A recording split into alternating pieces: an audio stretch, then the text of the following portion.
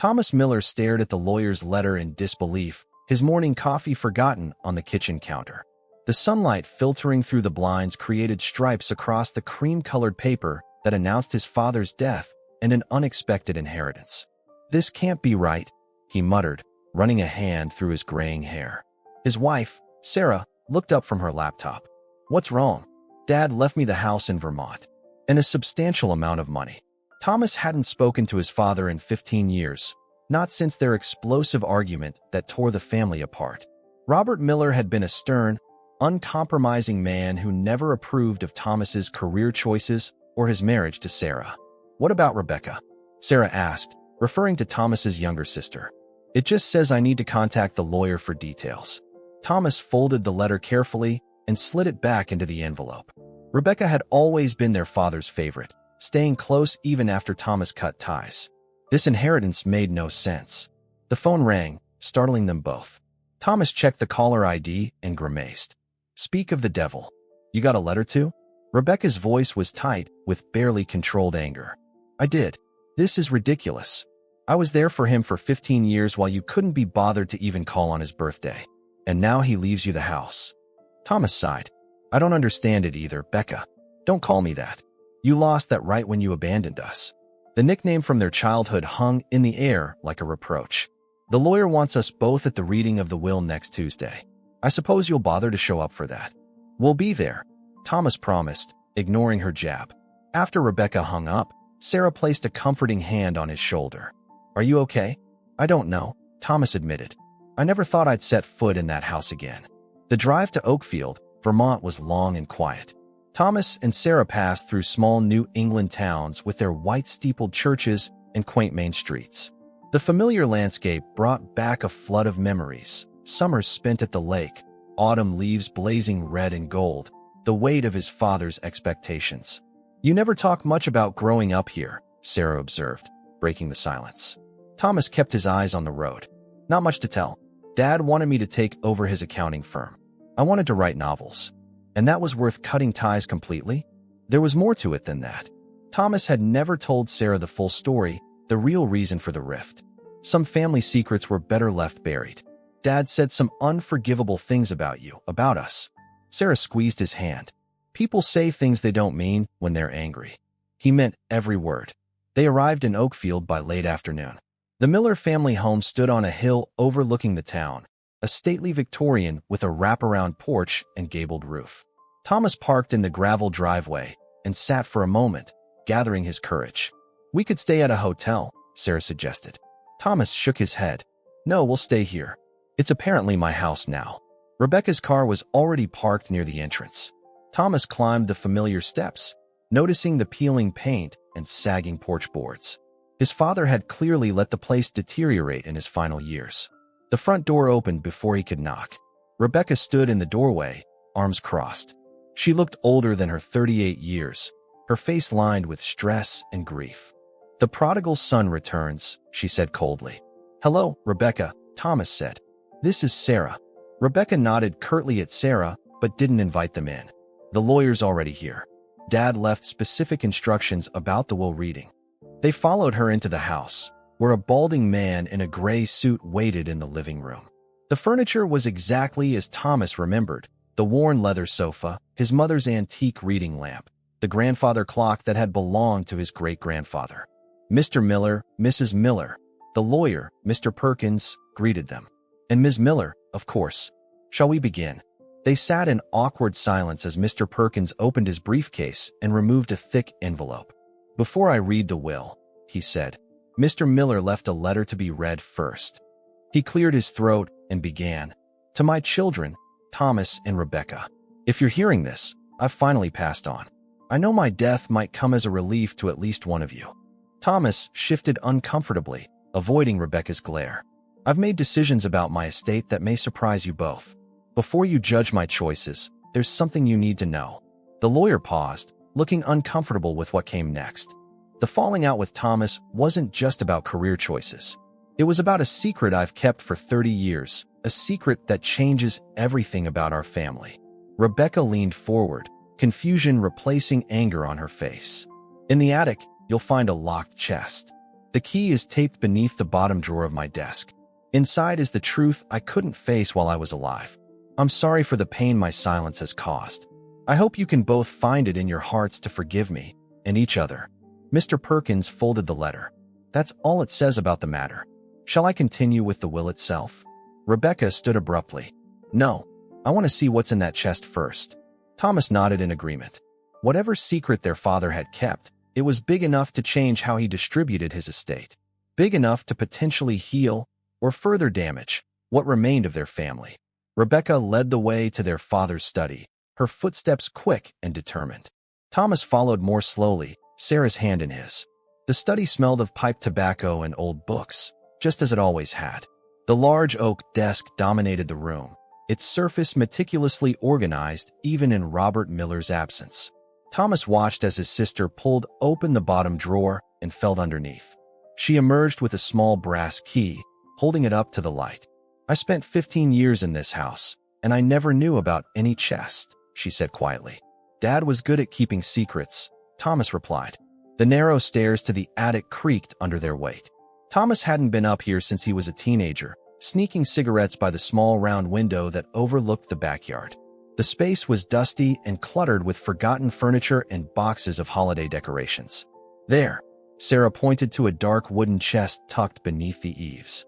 Rebecca approached it cautiously, as if it might contain something dangerous. She inserted the key into the tarnished lock, which turned with surprising ease. "He must have opened it recently," Thomas observed. Rebecca shot him a look. "Thanks for the insight, Detective." She lifted the lid. Inside the chest lay several manila folders, a collection of old photographs, and a leather-bound journal. On top was an envelope addressed to both of them in their father's neat handwriting. Rebecca's hands trembled slightly as she opened it. She cleared her throat and began to read aloud. "Thomas and Rebecca, what you're about to discover will shock you. I've wrestled with whether to take this secret to my grave, but in the end, I couldn't bear the thought of leaving things unresolved between you. The truth is that Margaret, my dear wife and your mother, had an affair in the summer of 1982. Rebecca paused, looking up at Thomas with wide eyes before continuing. "The affair was with James Wilson, my business partner and closest friend. When Margaret became pregnant with Rebecca, I had my suspicions, but I chose to look the other way. I loved your mother too much to confront her, and I feared losing both of you children if the truth came out." "Oh my God," Rebecca whispered, her face pale. "A DNA test I secretly conducted 3 years ago confirmed what I had suspected all those years. Rebecca is not my biological daughter, but James's." I was ashamed of how this revelation affected me. I found myself pulling away from Rebecca, unable to look at her without seeing James's betrayal, even though none of this was her fault. Thomas felt the floor shift beneath him. He'd always assumed his father favored Rebecca. Now he realized Robert had been wrestling with his own complicated feelings, just as Thomas had. "This is why I've structured my will as I have," the letter continued. "Thomas, I leave you the house and half my financial assets because you are my flesh and blood, and despite our differences, I never stopped loving you. Rebecca, I leave you my share of the business and the other half of my assets. While we may not share blood, you are my daughter in every way that matters, and I regret that I let this knowledge change our relationship in my final years." Rebecca stopped reading, her hands shaking violently now. Sarah gently took the letter from her and continued. "I've also left documentation of everything.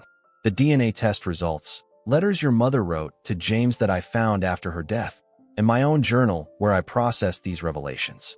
James Wilson is still alive, living in Boston with his wife. He never knew about Rebecca, and I leave it to you both to decide whether to contact him." Sarah's voice softened as she read the final paragraph. "My greatest regret is that I let pride and hurt keep our family apart. Thomas, I should have supported your dreams instead of trying to force you into my vision for your life. Rebecca, I should have been honest with you instead of withdrawing when I learned the truth. I hope that sharing this now might help you both understand my actions, flawed as they were, and perhaps find a way back to being family again. With love, despite everything, your father, Robert." Silence fell over the attic. Through the small window, Thomas could see the sun setting over the Vermont hills, bathing everything in golden light. Rebecca sat heavily on an old trunk, the letter clutched in her hand.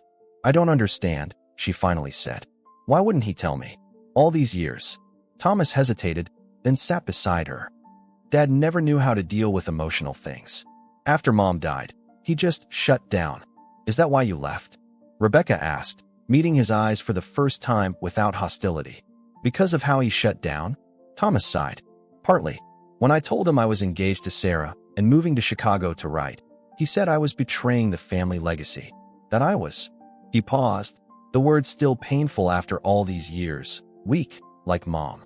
I never knew that, Rebecca admitted. There's a lot we never told each other. Thomas gestured to the chest. Apparently, that runs in the family. They spent the next hour going through the contents of the chest. The DNA test results were there, along with faded photographs of their mother with a tall, handsome man Thomas vaguely remembered as his father's business partner. There were love letters, painful to read, that revealed the depth of their mother's affair and her ultimate decision to stay with Robert for the sake of the children. Robert's journal entries from after he discovered the truth were filled with anger, confusion, and eventually a grudging acceptance. The final entry, dated just a month before his death, read, I hope they can forgive each other and me. Family is all that matters in the end. As the daylight faded, they moved downstairs to the kitchen. Sarah made coffee while Thomas and Rebecca sat at the table, the weight of their discoveries heavy between them. So, Rebecca said finally, you get the house. I don't want it, Thomas replied immediately. I have a life in Chicago. The house should go to you. Rebecca shook her head. I don't want it either. Too many ghosts. She took a sip of coffee. And I'm not even a real Miller. That's not true, Thomas said firmly. Dad raised you. You're as much a Miller as I am. Do you think? Rebecca hesitated. Should I contact him? James Wilson. Thomas considered the question carefully. That's entirely up to you. But if you do, I'll go with you. If you want. Rebecca looked surprised. You would do that? You're still my sister, Becca. The childhood nickname slipped out naturally this time. A small smile flickered across her face. I've missed you, Tommy. Even when I was furious with you. I've missed you too. Thomas realized with a pang how much he'd lost by staying away. Not just his father's final years, but watching his sister's life unfold. Her marriage and divorce. Her career successes. I'm sorry I wasn't there. And I'm sorry I blamed you for leaving. Rebecca reached across the table and squeezed his hand briefly. So what do we do now? Sarah, who had been quietly letting the siblings talk, spoke up. Maybe you both take some time to process everything before making any decisions about the house or contacting James. Thomas nodded. We should finish hearing the will tomorrow, at least. Will you stay? Rebecca asked. Here, I mean. For a few days? Yes, Thomas said, surprising himself with how right it felt. We'll stay. That night, lying in his childhood bedroom with Sarah beside him, Thomas stared at the familiar cracks in the ceiling. You okay? Sarah asked softly. I think so, he replied. It's a lot to take in. Your father wanted to make amends, in his own way. Thomas nodded in the darkness. Too little, too late. But maybe not for me and Rebecca.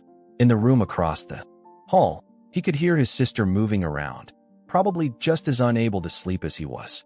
Tomorrow they would continue sorting through the past, but for now, he felt something he hadn't expected to feel in this house again. Hope. Morning came with a gentle rain tapping against the windows.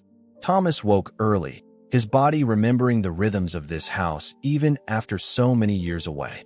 He made his way downstairs, careful not to wake Sarah or Rebecca. In the kitchen, he found a note from Mr. Perkins stating he would return at 10 to complete the reading of the will. Thomas put on a pot of coffee and stood by the window, watching raindrops chase each other down the glass. The house felt different now, less oppressive. The weight of his father's disapproval seemed to have lifted with the revelations of yesterday. Thomas wandered through the living room, looking at family photographs he'd avoided the previous day. There was one of all four of them at Lake Champlain, Rebecca around 7 years old, gap-toothed and grinning.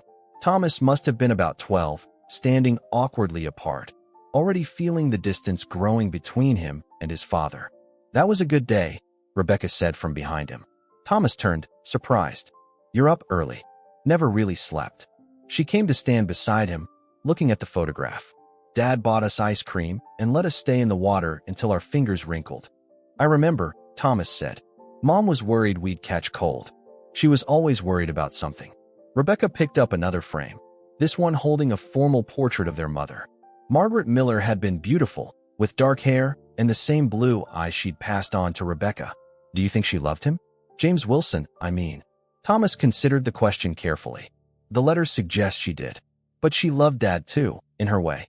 She chose to stay. For us, Rebecca said quietly. For family, Thomas corrected. Which is why Dad stayed too, even after he found out. Rebecca set the photograph down with a sigh. I keep thinking about all the times Dad pulled away from me these last few years. The missed dinners, the short phone calls. I thought he was just getting old and grumpy. He was struggling, Thomas said. Not that it excuses it. They moved to the kitchen, where Thomas poured coffee for both of them. The familiar routine felt oddly comforting. Have you decided? Thomas asked. About contacting Wilson? Rebecca cupped her mug with both hands. I looked him up on my phone last night. He's 72 now, retired from the business 5 years ago. His wife's name is Eleanor. They have 2 grown sons. She paused. My half-brothers. You don't have to rush into anything, Thomas reminded her. I know, but I think I want to meet him. Not right away, but eventually. She looked up at Thomas. Would you really come with me? Of course. Thomas hesitated, then added.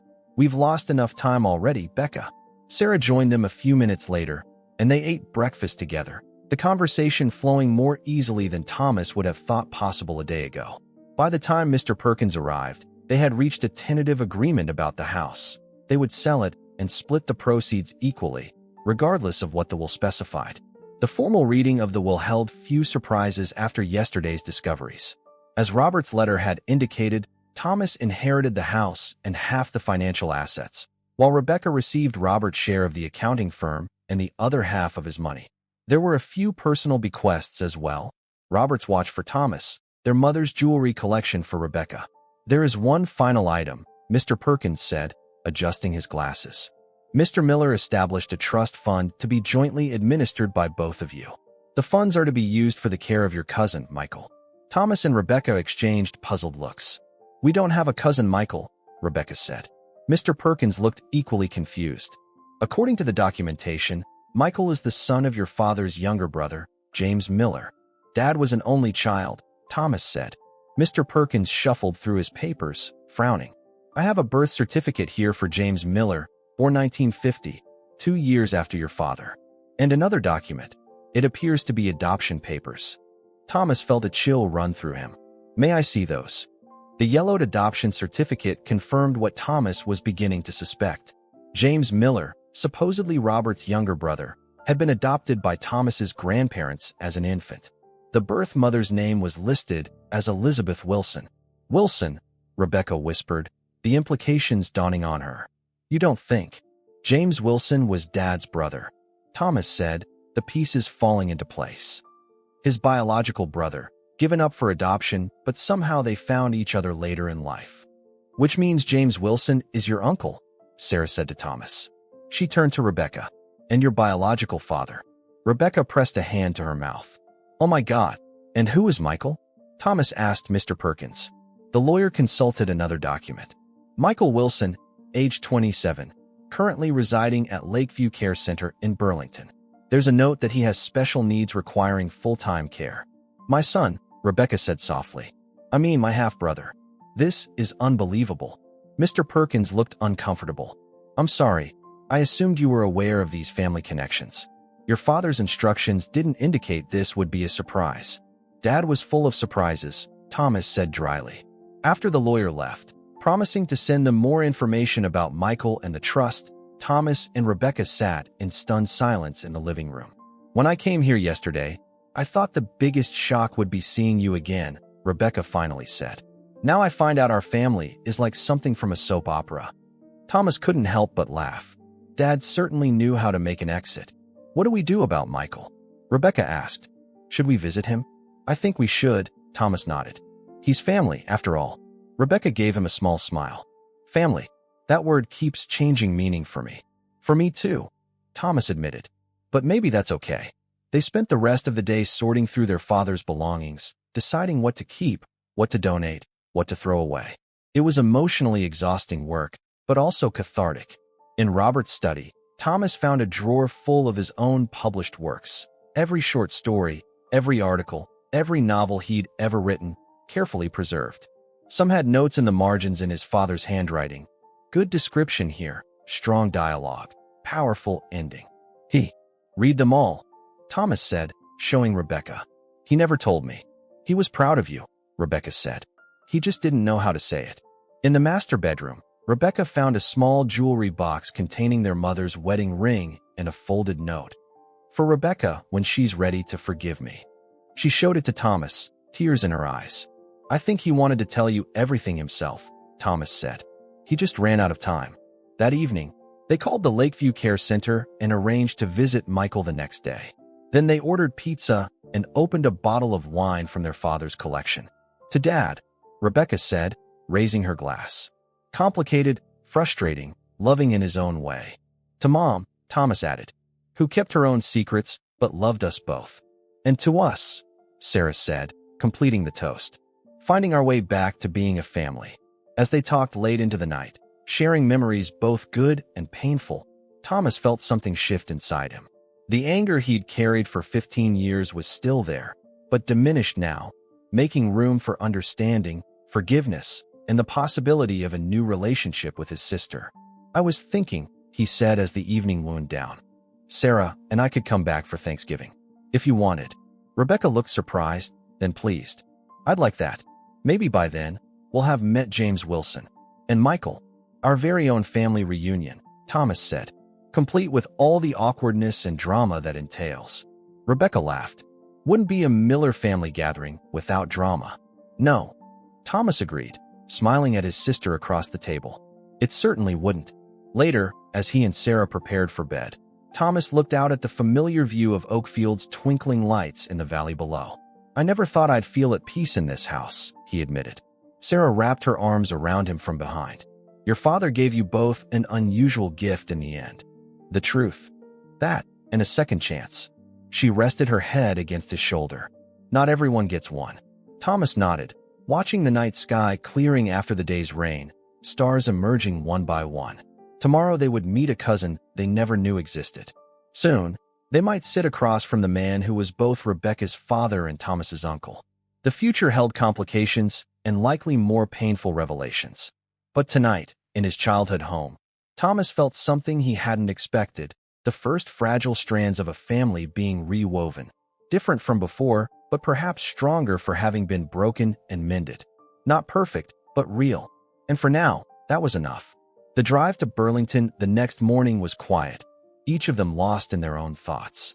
The landscape of northern Vermont slipped by outside the windows, rolling hills, red barns, and maple trees whose leaves were just beginning to hint at the coming autumn.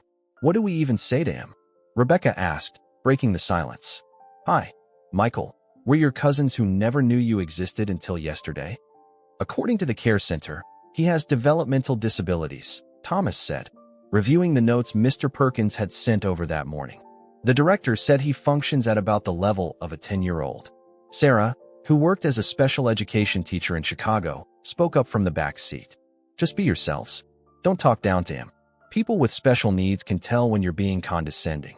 Thomas caught her eye in the rearview mirror and smiled gratefully.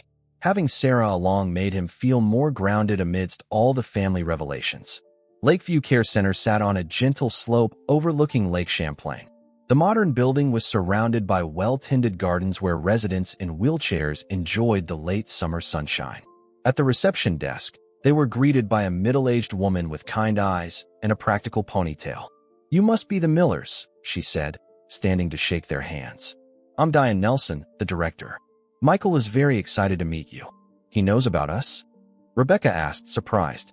Your father visited him regularly, Diane explained as she led them down a bright hallway decorated with residents' artwork. He always told Michael about his cousins Thomas and Rebecca.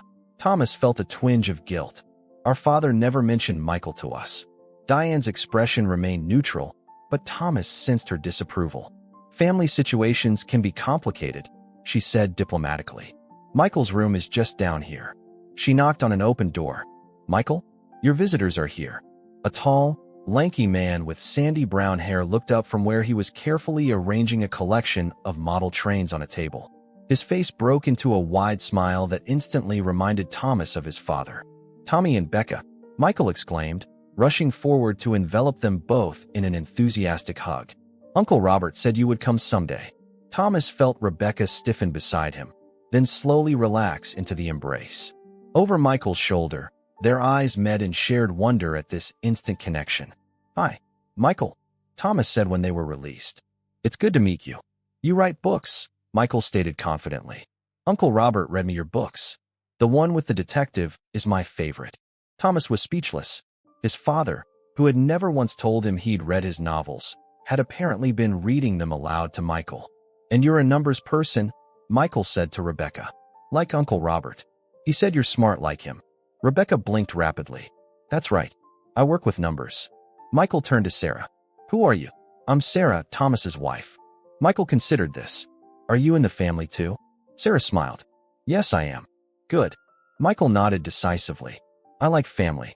Come see my trains." For the next hour, they sat in Michael's cheerful room as he proudly showed them his extensive model train collection, each one a gift from their father on birthdays and Christmases over the years.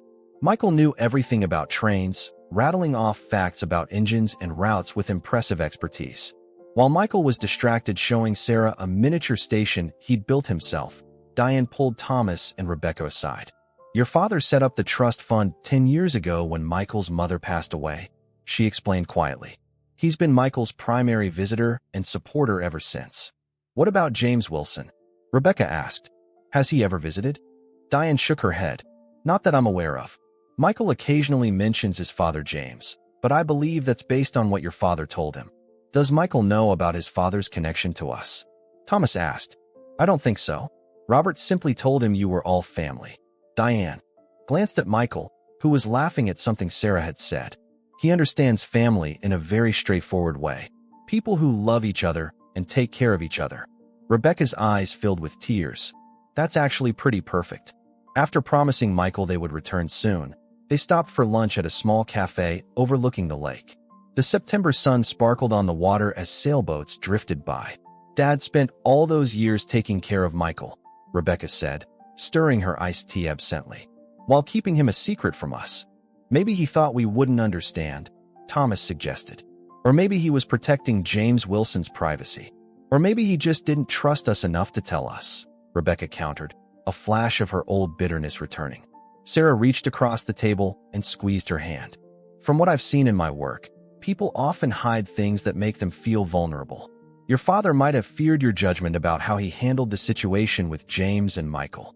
Thomas considered this. Dad always had to be the one in control, the one with all the answers. "Except this time, he left us with nothing but questions," Rebecca said. Thomas took a sip of his coffee, thinking about Michael's face lighting up when he saw them. "I don't think that's true. He left us with Michael." Rebecca's expression softened. "You're right. And Michael is," she searched for the right word, "pure, untouched by all the family drama." "I like him," Sarah said simply. "Me too," Thomas agreed. "And I think we need to become a regular part of his life." Rebecca nodded. "I was thinking the same thing. I could visit at least once a month since I live closer. And we could come up for longer stays during school breaks," Sarah suggested. "I have experience working with special needs students. I could help figure out activities he might enjoy." Thomas felt a wave of gratitude for his wife's natural compassion. "So we're all in agreement about Michael. But what about James Wilson?" Rebecca set down her glass, her decision evident in her posture. "I want to meet him. I need to know who he is, who I am." "We could call him today," Thomas suggested. Rebecca shook her head. "Not yet. I want to see Michael a few more times first. Get to know our family as it is now before adding more complications." Thomas respected her caution. "Whenever you're ready, we're with you." They spent the rest of the day exploring Burlington, walking along the lakefront path and browsing in small shops. The weight of their discoveries felt lighter somehow after meeting Michael, whose unconditional acceptance had reminded them what family could be at its best. That evening, back at the house, they looked through more of their father's papers and found a journal dedicated specifically to his visits with Michael. Entry after entry detailed train sets purchased, books read together, picnics by the lake when weather permitted. "Listen to this," Thomas said, reading from one entry.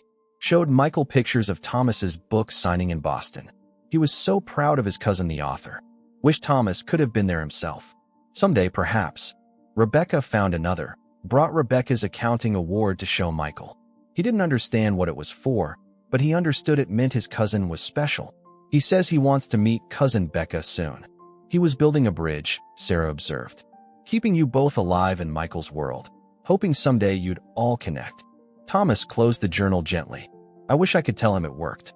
Later, as darkness fell over the Vermont hills, Thomas sat on the porch steps, looking up at the stars. Rebecca joined him, wrapping a cardigan around her shoulders against the evening chill. Good day? Thomas asked. Unexpectedly good, Rebecca admitted. Michael is a gift I never knew I needed. Thomas nodded. Me too. They sat in companionable silence for a while, listening to the chorus of crickets. I keep thinking about what Michael said. Rebecca finally spoke. About family being people who love each other and take care of each other. Simple, but true.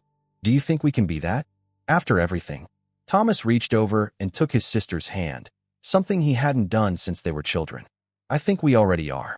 Above them, a shooting star traced a bright path across the night sky, brief but brilliant in its passage.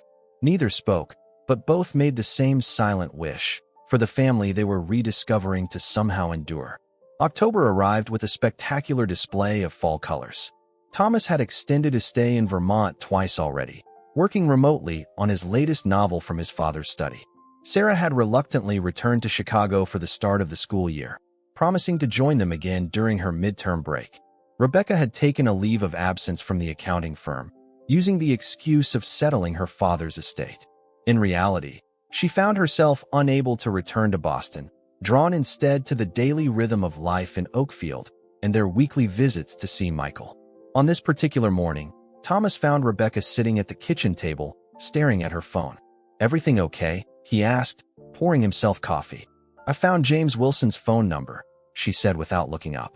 I've been sitting here for 20 minutes trying to decide whether to call. Thomas sat across from her. What's stopping you? Fear, I guess. Rebecca set down her phone. What if he doesn't want to know me? What if he rejects me like Dad rejected you? That's not exactly what happened, Thomas said gently. I left, remember? After he pushed you away, Rebecca pointed out. I don't think I could handle that kind of rejection from another father figure. Thomas considered his sister's words. In the weeks they'd spent reconnecting, he'd come to appreciate her strength and vulnerability in equal measure.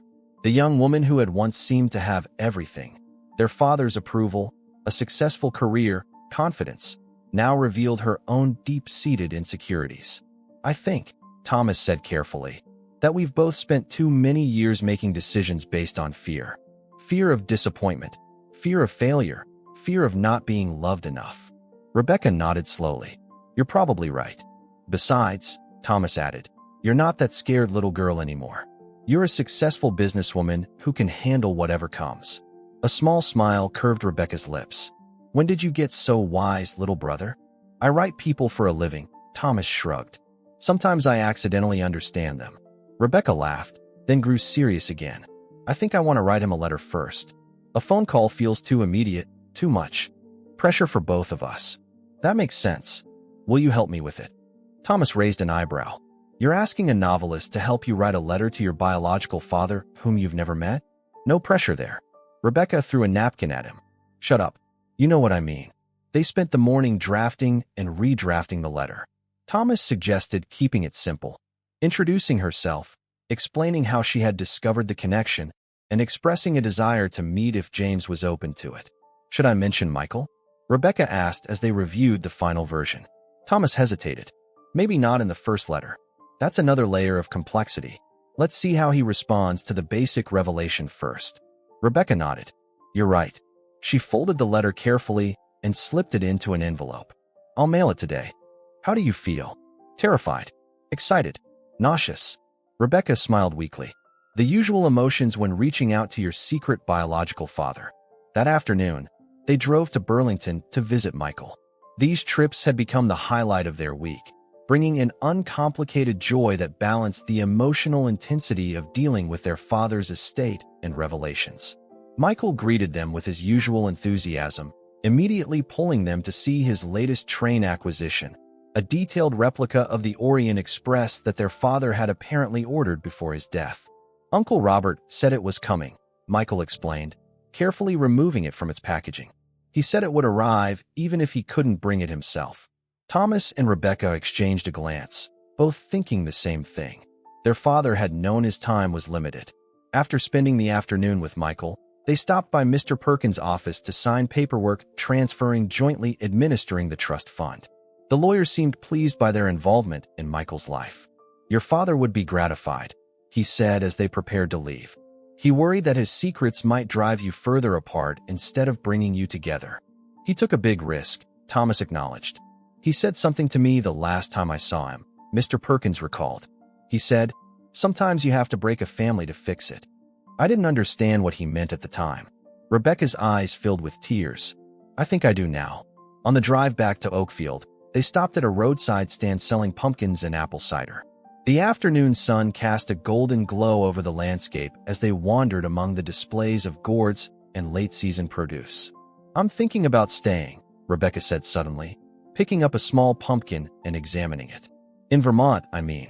Not necessarily in Dad's house, but somewhere nearby." Thomas looked at her in surprise. "What about your job in Boston?" Rebecca shrugged. "I can find accounting work anywhere, and I want to be closer to Michael." She paused. "And maybe to you, if you and Sarah ever decided to visit more often." "We've been talking about that, actually," Thomas admitted. "Sarah loves it here, and I can write anywhere. We've been looking at properties online." Rebecca's face lit up. "Really? You'd move back to Vermont?" "Not to Oakfield specifically," Thomas clarified, "but maybe Burlington or one of the surrounding towns. Close enough to visit Michael regularly and see you, but with enough distance to have our own space." "That would be amazing," Rebecca said softly. They purchased cider and pumpkins, then continued their drive home in companionable silence, both contemplating the unexpected new direction their lives were taking. The next week passed in a blur of activity.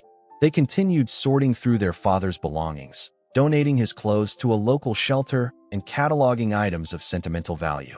Thomas found himself keeping things he never would have expected: his father's favorite fishing rod, a worn leather bookmark, the fountain pen that had always sat on his desk. Rebecca focused on the business aspects, meeting with the partners at their father's accounting firm and reviewing the details of the trust fund for Michael. She threw herself into these tasks with characteristic efficiency, but Thomas noticed how she checked the mail eagerly each day, hoping for a response from James Wilson. 10 days after sending the letter, it finally came. A thick cream envelope with a Boston return address. Rebecca's hands trembled as she held it. "I can't open it," she said, handing it to Thomas. "You read it first." Thomas carefully opened the envelope and unfolded the letter inside. The handwriting was neat and controlled, instantly reminding him of their father's penmanship. "Dear Rebecca," he began reading aloud. "Your letter has left me both stunned and deeply moved. I had no idea that Margaret and I had conceived a child together, though I have thought of her often over the years.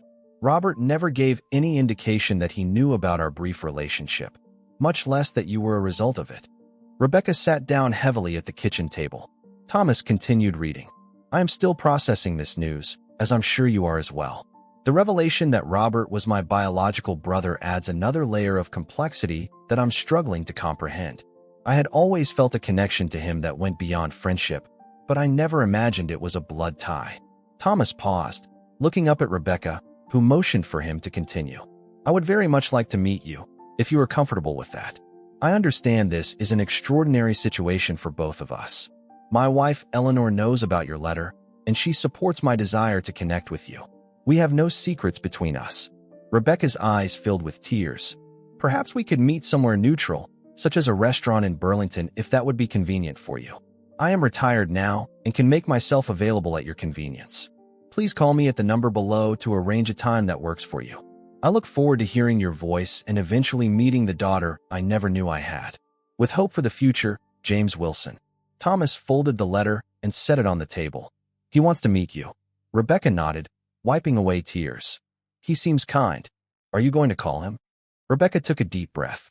"Yes, tomorrow. Will you stay while I make the call?" "Of course," Thomas promised. "Whatever you need." That evening, they sat on the porch watching the sunset paint the sky in shades of pink and orange. The maple trees along the driveway were ablaze with fall colors, their leaves occasionally drifting down in the gentle breeze. "I keep thinking about Mom," Rebecca said quietly. What she must have felt, loving two brothers, keeping so many secrets. I wish we could ask her, Thomas agreed. There's so much we'll never know. Do you think she would be happy about us reconnecting? About me meeting James? Thomas considered the question. I think she would. In her own way, she tried to keep the family together. She stayed with Dad, raised us together. Whatever her reasons for the affair, she chose us in the end. Rebecca leaned her head against the porch column. Tomorrow I'll talk to my biological father for the first time. How strange life is. Stranger than fiction, Thomas agreed with a small smile. If I wrote this story, my editor would tell me it was too far-fetched. Rebecca laughed. Maybe that's your next novel. The Secrets We Keep, a Vermont Family Saga. Maybe, Thomas said thoughtfully. Though I'd have to change the names to protect the guilty. As darkness fell and stars appeared overhead, they remained on the porch, two siblings reconnected through loss and revelation, waiting for whatever tomorrow would bring with a mixture of trepidation and hope. The waterfront cafe in Burlington offered a panoramic view of Lake Champlain. Thomas arrived early, securing a quiet corner table where Rebecca would have some privacy for this momentous meeting. Sarah had flown in the previous night, understanding without being told that her presence would be important for both siblings. How are you holding up? Sarah asked Rebecca, who hadn't touched her coffee. Nervous doesn't begin to cover it, Rebecca admitted, smoothing her blouse for the third time. She had changed outfits twice that morning, uncharacteristically concerned about making the right impression. Thomas checked his watch. He should be here in about 15 minutes. Maybe this was a mistake, Rebecca said suddenly. Maybe some doors should stay closed. Thomas reached across the table and took her hand. You can still change your mind. We'll walk out right now if that's what you want. Rebecca took a deep breath. No, I need to do this.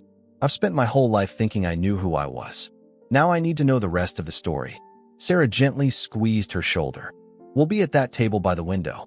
Close enough if you need us, far enough to give you privacy. Thank you, Rebecca said, her voice steadier now. Both of you. Thomas and Sarah had just settled at their table when Thomas noticed an older couple entering the cafe.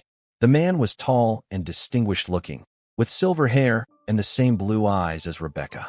The woman beside him was petite, with a kind face and graying auburn hair. That's them, Thomas murmured to Sarah. They watched as James Wilson scanned the room, his gaze finally landing on Rebecca. A flash of recognition crossed his face, not recognition of someone he'd met before, but the unmistakable recognition of shared features, shared blood. Rebecca stood as they approached. For a moment, no one spoke. Then James stepped forward. Rebecca, he said, his voice deep and slightly wavering. You look so much like your mother. Rebecca nodded, tears already forming. It's nice to meet you, Mr. Wilson.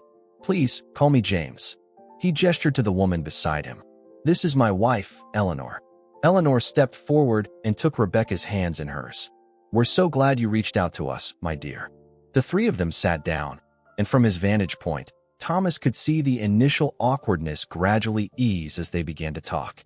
He couldn't hear their conversation, but he could see Rebecca's posture relaxing, see her wiping away tears, and even laughing at something James said.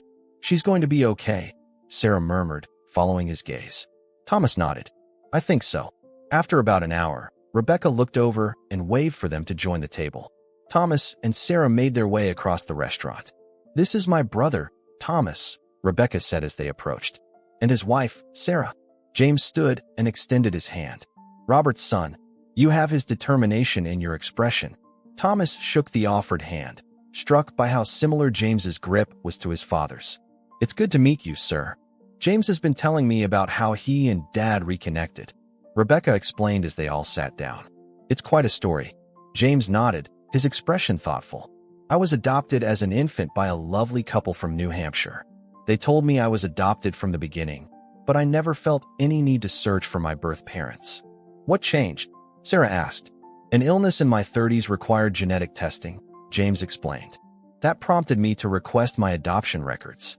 I learned my birth mother's name was Elizabeth Wilson.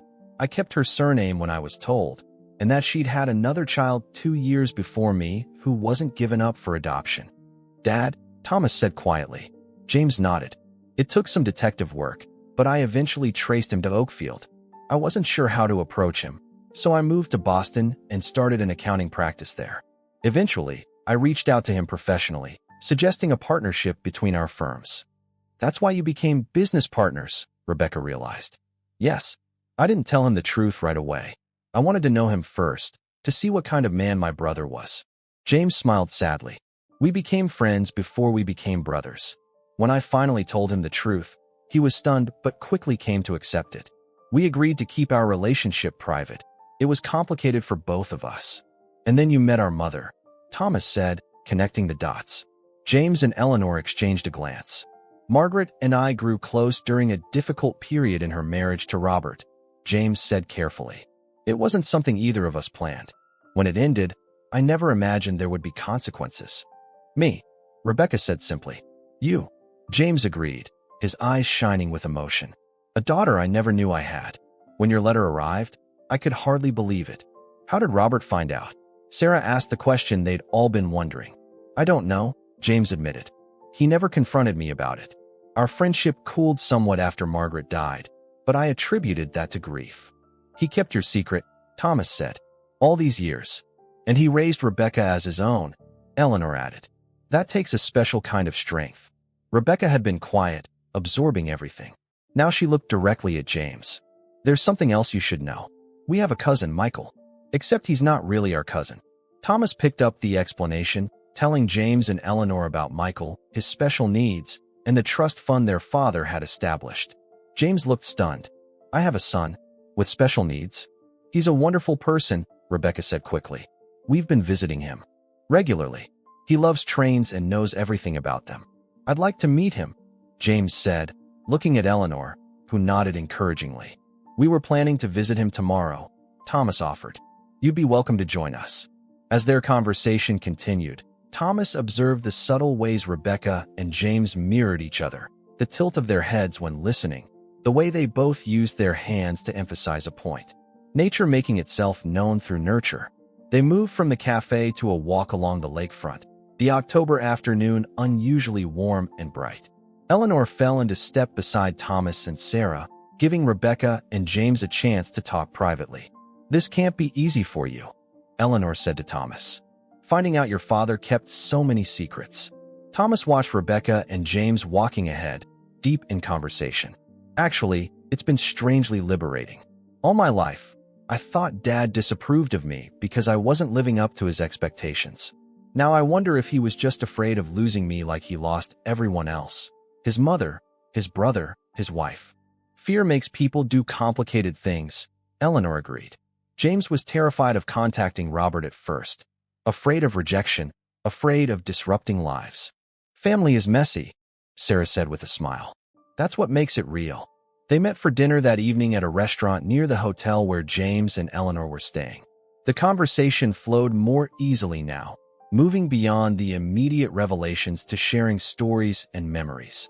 Dad kept a journal about his visits with Michael, Rebecca told James. We could make you a copy, if you'd like. I'd appreciate that, James said. It would help me understand the son I never knew. Michael looks like you, Thomas added. That same smile. James seemed both pleased and pained by this. I've missed so much of his life. You're here now, Eleanor reminded him, placing her hand over his. That's what matters. As the evening wound down, they made plans to meet the next morning for their visit to Lakeview. Standing outside the restaurant, James hesitated, then pulled Rebecca into a gentle hug. Thank you for finding me, he whispered. Rebecca returned the embrace, her face showing a mix of emotions, joy, sadness, hope. Thank you for wanting to be found. Back at their father's house, the three of them sat in the living room, processing the day's events. He's nice, Rebecca said. I wasn't expecting him to be so kind. What were you expecting? Sarah asked. Rebecca shrugged. I don't know. Someone more like Dad, I guess. More reserved, more formal. Maybe that's why Mom was drawn to him, Thomas suggested. He has Dad's intelligence, but with more warmth. Do you think they'll get along? James and Michael? Rebecca asked. I think so, Sarah said. James seems like someone who adapts well to new situations. Thomas nodded in agreement. Besides, Michael has a way of making anyone feel welcome. The next morning dawned clear and cool. They met James and Eleanor in the parking lot of Lakeview, both looking nervous but determined. We told Michael we were bringing special visitors. Thomas explained as they walked toward the entrance. But we didn't explain the relationship. We thought that might be too complicated for him to process all at once. Diane greeted them at the front desk, raising an eyebrow at the new additions to their group, but making no comment. As they approached Michael's room, Thomas noticed James taking deep breaths, Eleanor's hand firmly in his. Michael was arranging his train collection on the floor, creating an elaborate track system. He looked up as they entered, his face lighting up at the sight of Thomas and Rebecca. "You brought new friends," he exclaimed, climbing to his feet. "Michael, this is James and Eleanor," Rebecca said gently. "They wanted to meet you." Michael approached James, studying his face with unusual intensity. "You look like someone," he said finally. James swallowed hard. "Who do I look like, Michael?" "Like the picture," Michael said decisively. He went to his dresser and returned with a framed photograph. This one. It was a picture of Robert and James together at what appeared to be a business dinner, both in suits, smiling at the camera. "Uncle Robert said that was his special friend," Michael explained. "Are you that special friend?" James nodded, his voice thick with emotion. "Yes, I was Robert's special friend. And I'd like to be your friend too, if that's okay." Michael considered this seriously before breaking into a wide smile. "Do you like trains?" "I do," James said, visibly relieved. "I used to have a model train set when I was younger." "You can help me build my new track," Michael decided, taking James's hand and leading him to the train set. Thomas, Rebecca, and Sarah exchanged glances with Eleanor, who was wiping away tears. "He's wonderful," she whispered. They spent the morning with Michael, watching as he expertly guided James through the intricacies of his train collection. James listened with genuine interest, asking questions and following Michael's detailed instructions. By lunchtime, the two were laughing together as if they'd known each other for years. As they prepared to leave, promising to return soon, Michael hugged each of them in turn. When he got to James, he held on a little longer. "You'll come back?" he asked, a hint of anxiety in his voice. "I promise," James said firmly. "Eleanor and I will visit regularly." In the parking lot, no one spoke for a moment, each processing the emotional morning in their own way. "Thank you for bringing us," James finally said. "He's extraordinary." Rebecca nodded. "He's family." The word hung in the air between them, no longer complicated by secrets and half-truths, but simple and clear in Michael's definition. People who love each other and take care of each other. "We're thinking of staying in Vermont," Thomas said.